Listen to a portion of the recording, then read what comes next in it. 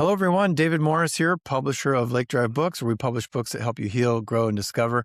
I'm delighted today to be joined by two authors with current books, books that are relevant to the news we're in, that help us make sense of the world that we live, the very turbulent and changing world that we live in right now. Both people with loads of experience, loads of thought and research in their backgrounds, in their lives. Just two, informed and wise voices. And I'm just excited to be talking about them. Let me just offer a little intro for both.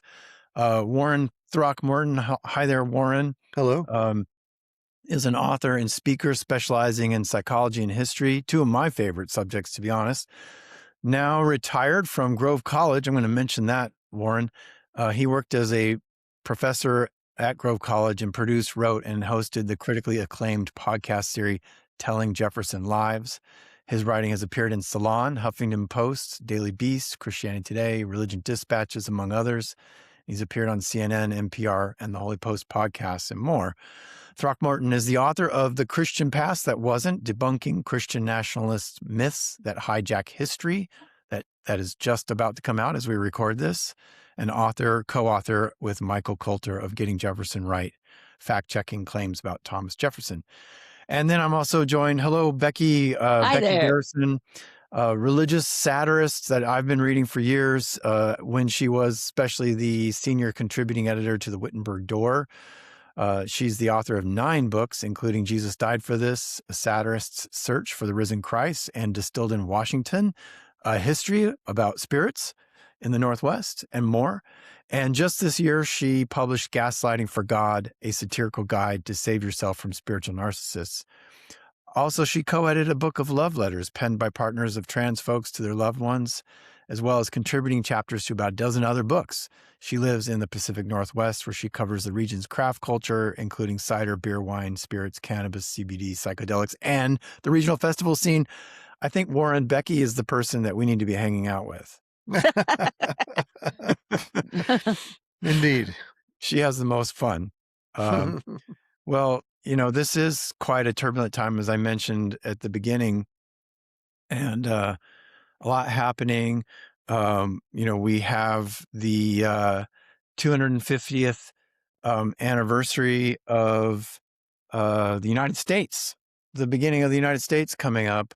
And without a doubt, a lot of what we see right now is the mixing of Christian nationalism, Christianity with politics, far more than maybe, to me, it's always been there latently, but it's always is very present now. There's things happening like something called Rededicate 250, which is happening mid-May 2026. There is an event called the National Eucharistic Pilgrimage, which is actually on the Catholic Church side. I assume the conservative Catholic side. There's America Reads the Bible National Initiative. There was a very recent event where Donald Trump was in the front of the Bible Museum, which I've been to, and people were reading the Bible. And then places like Liberty University are having a 250th commemorative conference. All of these are sort of, in my view, I'm going to editorialize a little bit, triumphal ways of trying to, claim a Christian heritage for what is a national government where we have a constitution that disestablishes religion from our politics. And yet here we go. So maybe I could start with you, Warren, and maybe, I would like to ask, here's a big question, but just answer it with whatever comes to mind. And this is something I think I saw in one of your Substack posts. Yeah, there's a new Religion News Service article out just yesterday that you were quoted in. And one of the lines in your Substack post about the article is, why are we still fighting about whether we're a Christian nation? Well,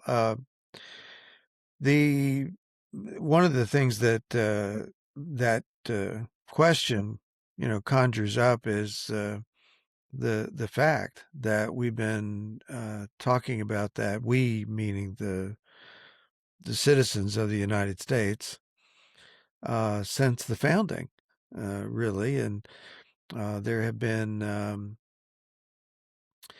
questions back and forth at the highest level. Jefferson and Madison, for instance, disagreed with the calling of days of prayer and thanksgiving by the executive, by the president. Madison did it, then he later regretted it. Jefferson didn't do it and had a constitutional basis for not doing it. Washington did do it, but the people who came after him, the presidents that came after him, disagreed. And so there, and then after the founders started to pass away, started to die off, many conservative Christians started to reframe the founding era as a Christian founding. And this reframing of the founding era, the constitutional era in particular, has just continued on, generation after generation, up into including our own time. And each generation seems to have a little different focus. In the 50s, it was anti-communism that seemed to drive the reframing of America as a Christian nation. That's when One Nation Under God and In God We Trust was added to various aspects of the Pledge of Allegiance and our coinage God and was so actually forth. added to the Pledge of Allegiance in the Yes, 1950s. People don't exactly. remember that. Yeah. And many people think that was there from the beginning. Yeah. And yet it was added at that time. And that's what I mean by in every generation, there seems to be a little different focus of the efforts to frame America as having begun in a uniquely Christian way, robustly Christian way. But if you go back and look at the founding itself and look at the Constitution, the Constitutional Convention, you'll find that they rarely talked about religion in the debates. I go into this in the new book extensively.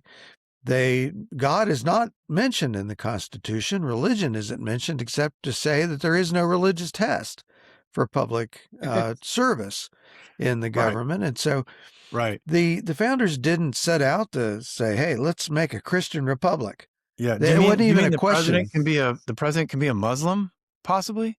And in fact, that's true. And in fact, they talked a lot about that during the ratification debates, and they knew full well what they were getting into. Yep. So it's a reframing of the founding to say otherwise. New York City's mayor can be a Muslim, even? That's not federal. That's state. That is, municipal. But, all that just has followed, through various interpretations of the 14th Amendment and so forth. But it's the same sort of thing that people get afraid of difference. And they want to find some way to say, no, we're not that kind of nation. We're a Christian nation. So everybody has to be Christian. Well, that's not what the founders decided. Yeah. That's not the rules we live by. Becky, how would you answer that question? Why do you think what is it about America that doesn't seem to be able to settle this debate about whether we're a Christian nation, whether our, let's put it like a way that you'll hear some say it is, we were founded on Christian principles.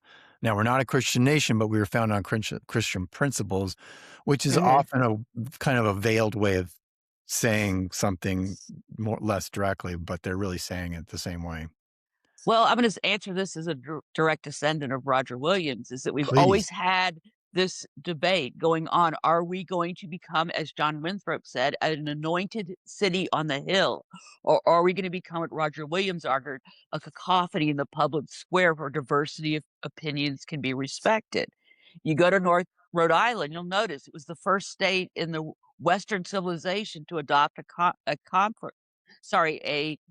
constitution advocating for the separation of church and state. It's one of the only places you'll go to in Rhode Island. You will not see the steeple. A church steeple will not be in the center of square, because he believed that all religious discourses needed to be favored. It's the first synagogue in the New World, is in Newport, Rhode Island. There's been a push against this from the beginning. And when we say we're a Christian nation, we weren't always founded on one basic set of principles.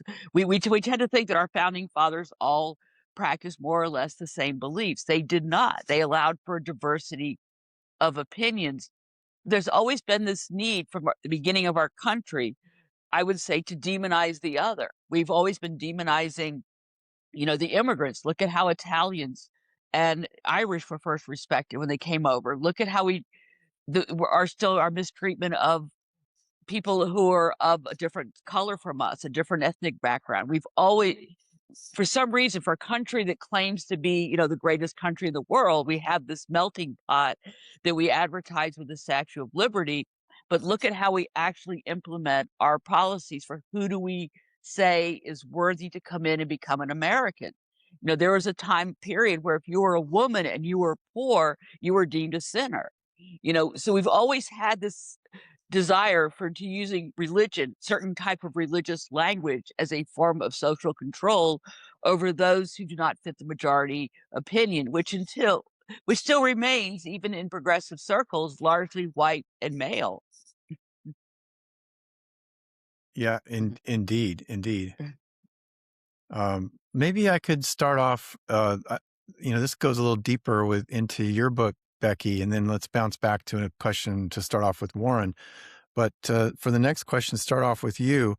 Tell me, like, why do you think that you write in your book, Gaslighting for God, How to Save Yourself from Spiritual Narcissists. One of the things that's said right on the jacket copy is the fact that there is a lot of narcissism underneath so much American spirituality. I think that's a commentary in this conversation on how religion can be used in an exploitative manner. Mm-hmm. And you actually call it narcissism. Tell me why you think there is so much narcissism underneath American spirituality. What makes us inclined to be narcissists in our religious life? Well, if you have a wing of the Christianity, the dominant wing that says you are a city anointed by God, you are coming from the city on a hill, there is a degree to which there's a noblesse oblige factor going on, for one thing. But secondly, if you look at, I was reading the works of Margaret Wheatley, who really informed me. She says we're in the age of decadence.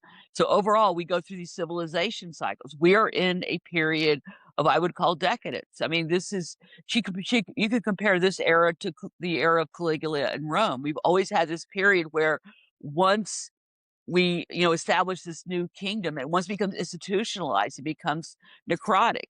It becomes more concerned with maintaining its own position of power over doing the work of the gospel. And this has been going on for some time. By the 1950s, Americana Christianity was established as the U.S. civil religion. Everyone was expected to be this. As we became more and more diverse and Christianity began to lose its holding, I would argue it's becoming more and more radicalized. It's suffering what I would call a narcissistic collapse. And this is when someone who is accustomed to not having any empathy, compassion for others, and a grandiose sense of self is corrected, does not get what they want.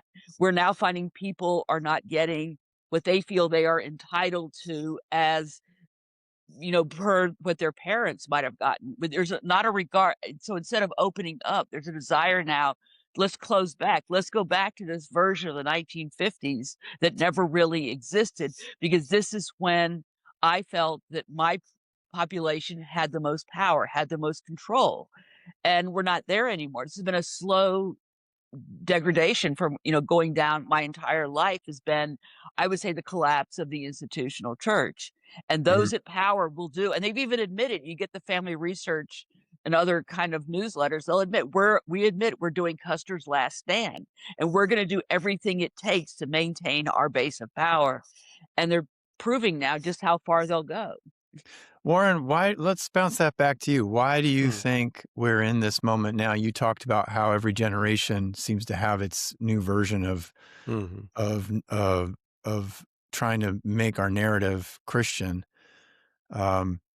Why do you think, as Becky says, we're kind of in a moment where people are, I'll use my mental health background, they're acting out in a way, and we're seeing so much bad behavior with regard to faith and politics.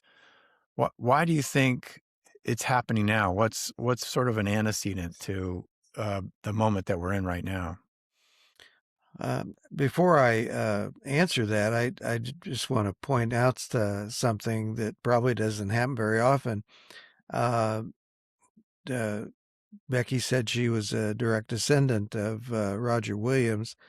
Well, I'm a direct descendant of John Throckmorton, who was the witness when Roger Williams received the land that is now Providence from the two Indian sachems. That's amazing. Yeah, it is kind You of. guys were like family. Yeah, well, we were neighbors. Neighbors When from a long time the ago. land, John Throckmorton was on the committee to allot land plots. You know, where the people who came from Massachusetts with Roger Williams. Williams was banished. The other settlers came voluntarily because they believed in separation of church and state, and John Throckmorton was one of them, and he was on the committee to assign places to live, and he and Roger Williams were neighbors. So Becky, in another time, our ancestors were neighbors, and here we are, still sticking up for separation of church and state and religious freedom. I hope they'd be proud. I hope they'd be glad that we're still sticking up for that sort of thing, and resisting what you were talking about, David. This will to power. That's how I see it, or one way I see it. I think there are a lot of factors, but I think evangelicals have they've got this kind of persecution complex. They feel like they're somehow being persecuted in the United States of America, and I think any non-Christian looks at Christians and wish to be persecuted just like that. I mean, it's just all the Christian holidays are celebrated. Yeah. Most of the people elected to office are Christian. Yeah. It's obvious that there's a Christian majority that is in power. And Christianity is everywhere. I mean, religion is always in the room, and Christianity is everywhere in the United States, whether you're atheist, agnostic, or outright practicing Christian. Yeah. Certainly. But any hint that, and I showed in the book, I talk a lot about this idea of Christians feeling as though they're, under the gun, and they feel fear of change and fear of losing power. And so often what people do when they feel pressured or feel fear is they look for safety in numbers, and then they look for safety in power. And so, they want to address that fear by clicking together, getting in their group, looking to people who are like them, look like them, sound like them, and disciplining wayward members, people who say things that are, off the mission, and then getting power over people who are different.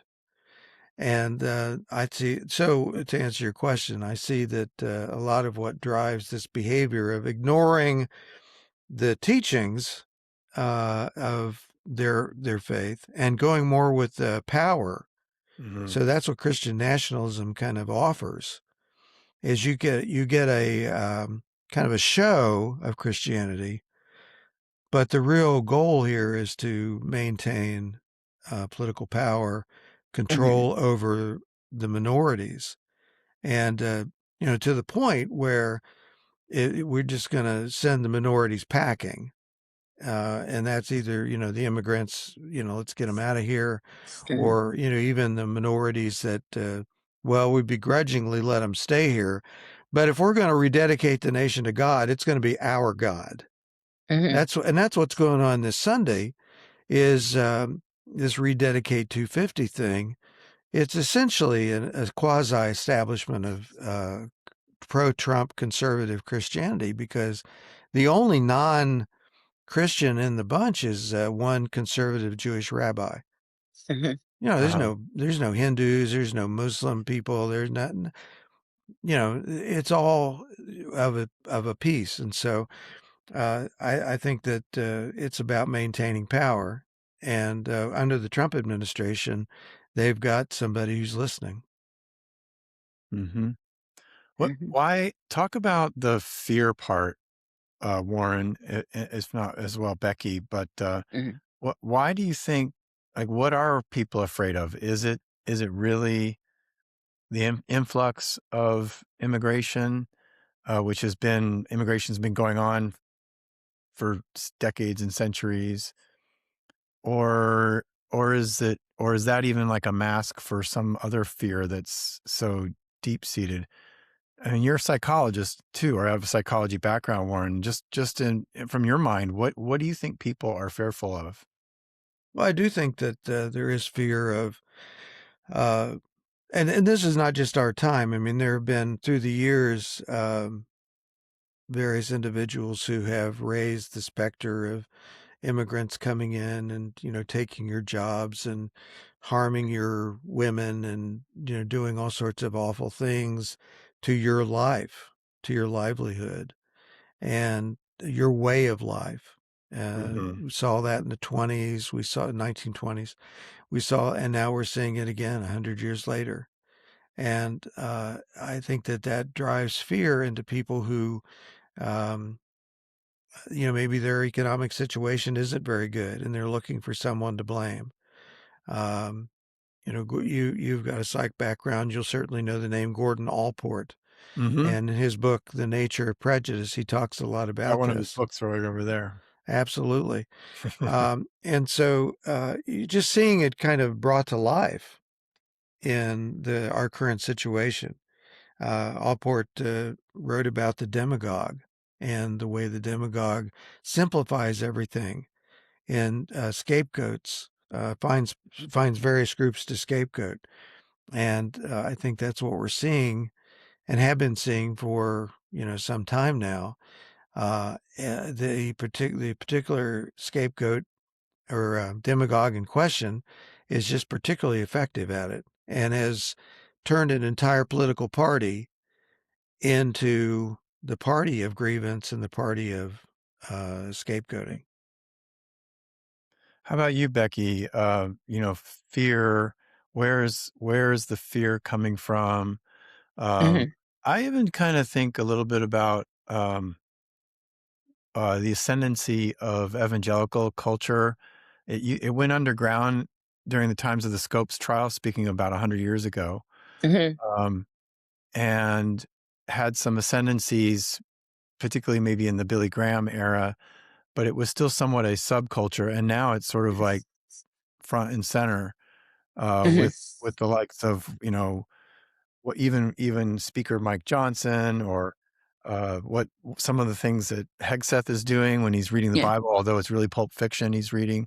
Um, You can't make this stuff up. It's like yeah, you it's just amazing. It's actually quite amazing. You know that you know it's like they're trying to grasp at the narrative. They're very desperately grasp at it, and just pulling at straws, even Pulp Fiction quotes. You yeah. know, but Well, why do you think people are fearful? I would go back to, and this is Elizabeth Warren, What's Happened, has written on this extensively, as has the book What Happened with Kansas, is the 1970, I'm going to go back to 1979. That marked the year the Episcopal Church decided to ordain women. The Southern Baptist Convention also split, and you had the rise of the moral majority. And they were able to successfully convince you the myth that they was created under let's go be pro-life. No, it was let's go. We don't want to invite people of color to be dating our lovely white women, basically. So that was but you can't obviously run a platform on that, because even in 1970s, that's just considered too offensive. So you want to create a pro-family, pro everything. And the Democratic Party at this time started becoming more and more corporatized. You found the formation of the Democratic Leadership Council, which basically created the Democratic Party into the Rockefeller Republicans. So you had a large group of people that are living paycheck by paycheck, whose needs were not being addressed. Reagan started the pull away to garnering the union vote. This has been a slow train coming.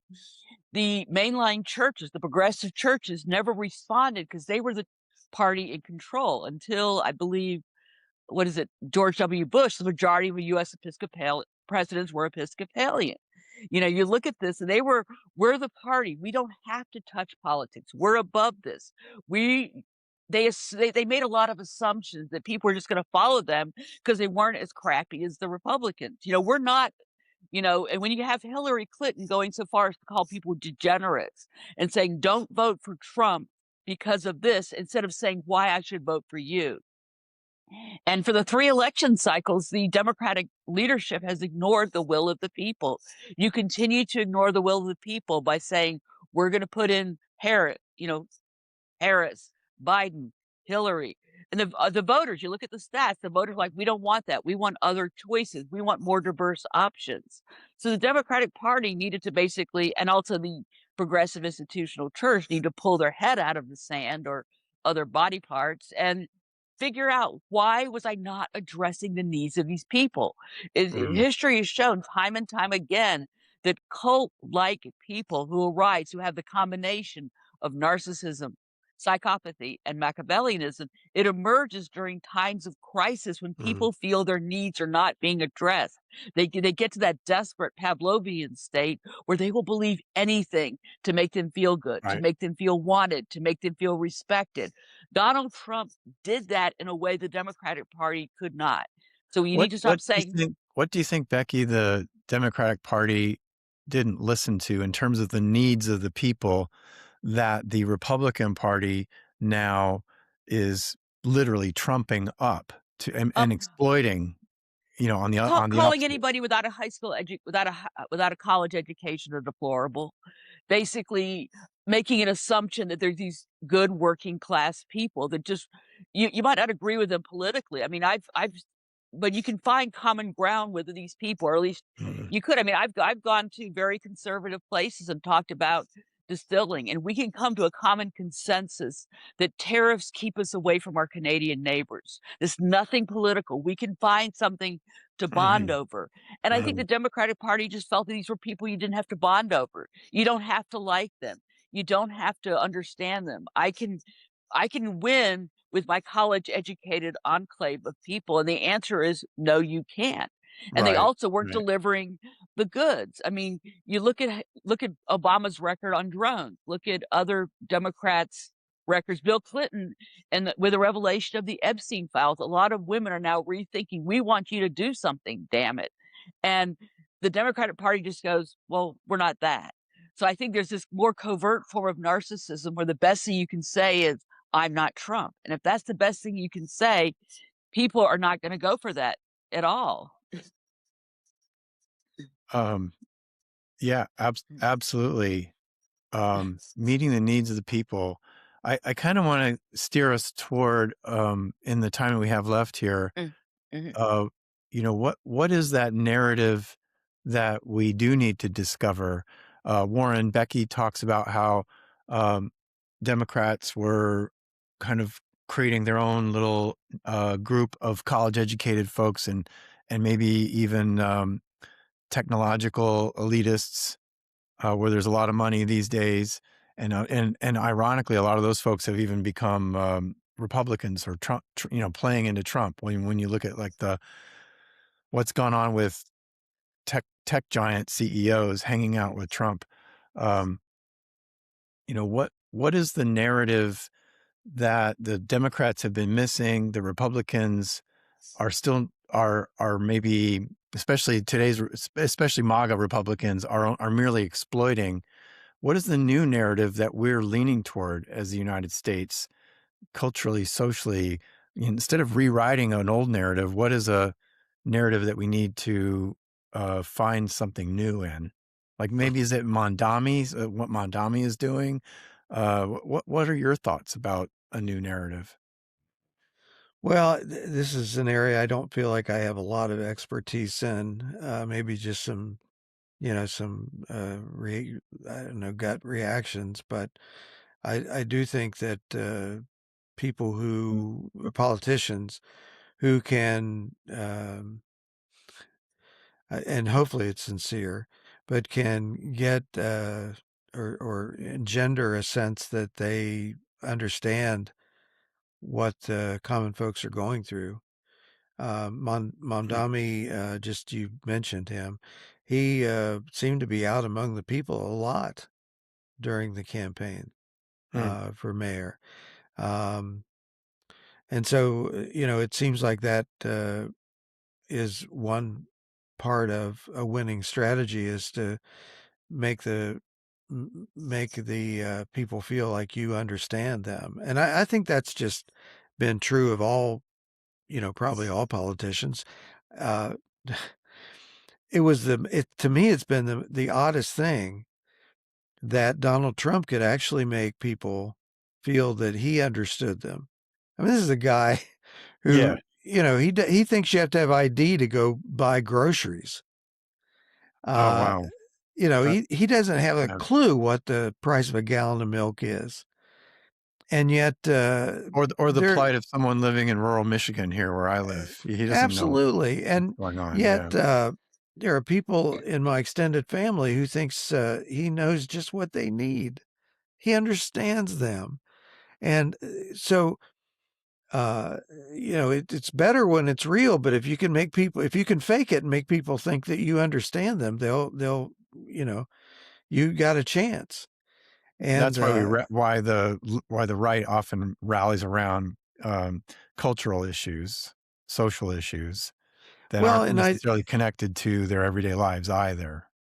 exactly. Well, I mean, that's Culture that's wars. certainly in addition to the understanding where they live. I think that the Republican Party has demagogued these social issues because they make, and this comes back to what I write about in the book, when there's this fear of change, a fear that the world is getting away from you. The liberals are, they're just abortion on demand. The drag queen story hour. I mean, just think about that a minute. There are probably, just a handful of incidents where, there are drag queens in libraries and that sort of thing. Very infrequent, really, just in terms of numbers. Right. Or trans issues. There are very few transgender people, really, in the great scheme of things. I mean, they certainly have rights, and we should fight for their rights. But just in terms of numbers, they don't affect that many people. And yet, the demagoguery of the Republican Party makes it seem like they're just everywhere. And that if you send your kids to school, they're going to, all of them, be indoctrinated into some ideology that scares you to death. And that's been their success, to make people think that your world is falling apart. Mm-hmm. Mm-hmm. And so, I think James Tallarica from Texas, I'm sure you've heard of him, but Mm-hmm. he is trying to flip that narrative to say, look, here's what's really important. For instance, if you want to really talk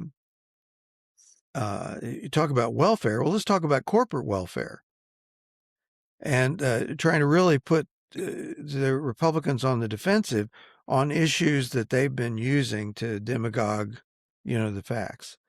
And maybe that's, part of the thing that Democrats should pay attention to. But again, that's not I feel a little bit out of my area. Yeah. No. Yeah. We're all kind of Talking out of about our that. area. I mean, we don't know what the future can be or what it can bring. We're certainly concerned about it. Deeply concerned about it. Becky, Warren talked a little bit about Mondami being with the people, and you're doing a lot of that in your life these days. Mhm. both professionally with regard to all the things we listed at the end of your bio, Mhm. um, like in your book with the spirits and being in brew pubs, and you talk about this some in your book, Gaslighting for God, about new communities in this world where I think we're much more of a segmented world than we used to be. We're much more like micro community Mm. oriented rather than mass Mhm. culture, mass narrative oriented. I think that's part of Warren too. What creates some of the fears. We don't have an agreed upon narrative, and that's unsettling for people. But I think if you find your local community, like you have done some of that, Becky, then there's an answer there. Talk about that a little bit more in terms of what can we envision going forward. Well, I think one thing I wanted to just bring up is that in terms of my own community, it pretty much imploded during COVID, and I live here in Portland, and it imploded on the left angle, where everybody all of a sudden became, if you don't protest correctly, if you don't use the right whatever language I need to have you describe this, it became very, very much divisive. If you even said if anybody said that Trump might have a decent point on anything, you were immediately demonized. So there was a huge divide that was so for me, I lost all of my liberal friends who became leftists. So I'm just saying Mm. there is that kind of division happening. It's much more pronounced on the right because it's much larger in numbers and much more violent, but we've got this fractured side. But in the middle, I think there's a growing number of people in search of authenticity. They're tired of influencers. They're tired of people telling them what they need to believe. They're like, "Can we just get together and have a beer? Can we just get together and share a glass of wine? Can we share some music that we have together? Can we just because once you can build that thread together, you can have a conversation with someone, the more connected you are with them. I noticed this when I was speaking at Black Diamond. I brought up this is a fairly conservative mining town, but I was able to tell them that we were having a conversation about the challenges in the liquor industry, and I was saying we can't have a drink with our BC neighbors, and I said that in front of probably almost everyone in that room did not vote Democrat. I don't know who they voted for, but I'd be willing to bet it was not a Democratic candidate. But they could agree we miss our Canadian neighbors because of the tariff situation. So that's one area of agreement. And how do we start to begin to build from that to having the difficult conversations? Uh-huh. During COVID, my government did nothing. My Buy Nothing group came and basically got the diapers for the women who needed diapers because they couldn't get PUA, they couldn't go to work. We were in a state of crisis, and all our government cared about, or so it seemed, was our medical health. They didn't care about our spiritual health, our emotional well-being, our sense of community, our sense of connectedness. We have an epidemic of loneliness. And I think when you're in that state of loneliness, you are very susceptible to going one or either ways. And I'm just pushing you, reaching out to your neighbor if you can. Now, obviously, don't do something that makes you feel unsafe. If you are in a position, especially you're in a vulnerable population, be careful for yourself. But there's a joy and a beauty of when you can find a common thread that helps to connect us in our shared humanity versus our differences. Thank you, thank you. Warren, maybe as a final question, we're moving along really quickly here. You talk about a number of different myths in your book about I'm sorry, the Christian past that wasn't debunking Christian nationalist myths that hijack history. I don't know if you want to talk about one of those myths in particular, but I'm just curious, what would you say you would like folks to get out of your book after having read the last page, um, kind of in the context of this conversation we've been in? Well, one of the things that I came away with as I was writing it was that not only was there a Christian past that wasn't, there is a Christian past that was. Mm. And it's really hit me pretty hard as I was working my way through the chapters that, this Christian past that was pretty bad. And it helped shape the the direction of the book. It helped to shape the way I laid out the chapters. From the and Becky talked about this earlier, the kind of the arrogance of Christians in a way. When you start out from the beginning thinking that the king gave you this land that already belonged to somebody else, Right. you come to the 1630s. They came, and before actually, they came to the continent and they said, "This is ours." And God ordained it. Yeah. God said we can have it. We Christians, yes. It was very Christian at that point. Before the Constitution, before the Declaration of Independence, we were the Puritans were Christian dissidents who came here. Yeah, and they wanted religious freedom, but only for themselves. And so they banished Anne Hutchinson. They banished Becky's ancestor, Roger Williams. And anyone. They hung 4 Quakers. They chopped off a bunch of ears and bored out a bunch of tongues.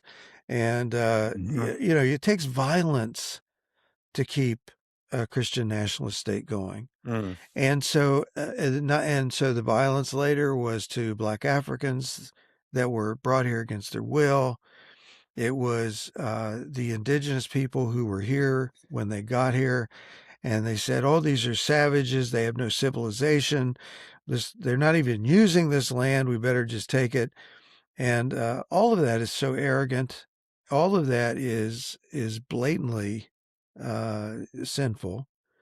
And so you have this start, and that's the Christian past that was. And so my next to last myth in the book is that the myth is America's virtues outweigh America's sins.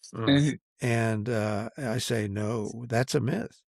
And so that's what I want people to say, to take away, is that America wasn't founded as a Christian nation for a couple reasons. One, it just didn't happen that way. And two, no Christian nation would conduct itself the way America did from the very beginning, before it was America, and even after it was America. Wow. There's a one really good idea. And this is the other thing I would want people to take away. The one really good idea, Randall Balmer calls it America's best idea, and that is separation of church and state. They did do that, and that's the past that was. And not necessarily a Christian past that was, but that's what happened. And we need that today. That religious freedom, true religious liberty, true religious freedom would really help us now. It's not the only thing we need. Yeah. We need a lot of other things to change. Yeah. But that would certainly be one thing. And that's kind of my personal mission. And the reason I wrote this book was to stick up for that. The separation of church and state. Absolutely. And that is a narrative, at least a civic narrative, that we're far less strong about. Our muscles for that aren't as strong as they could be. Yeah. The dialogue around that is not as strong as it could be. Becky, same question to you. What do you see people getting out of your book, Gaslighting for God, How to Save Yourself from Spiritual Narcissists? What do you want them to come away with? We talked a little bit about communities and so on. Now it's sort of like a benefit of where we can go in the future. But what's the lesson that you want folks to remember? Well, I think once you become aware when you're in the presence of someone who does not express empathy or compassion, has no self-regard for you whatsoever, once you can recognize the difference between that and just someone who's kind of like me, a creative dreamer, head in the clouds, maybe kind of full of themselves at times, might be just kind of not paying attention to anyone else for a variety of, personal, professional, psychological reasons. Once you can spot that, immediately I depersonalize an attack. I've lost track the number of times people told me to go to hell ever since I was a little kid. Now I can recognize, I go, okay, you think I'm going to hell? Fine. It doesn't affect my body the way it used to affect me. To get help for and anybody thinks we're not going through a period of trauma right now, you're crazy.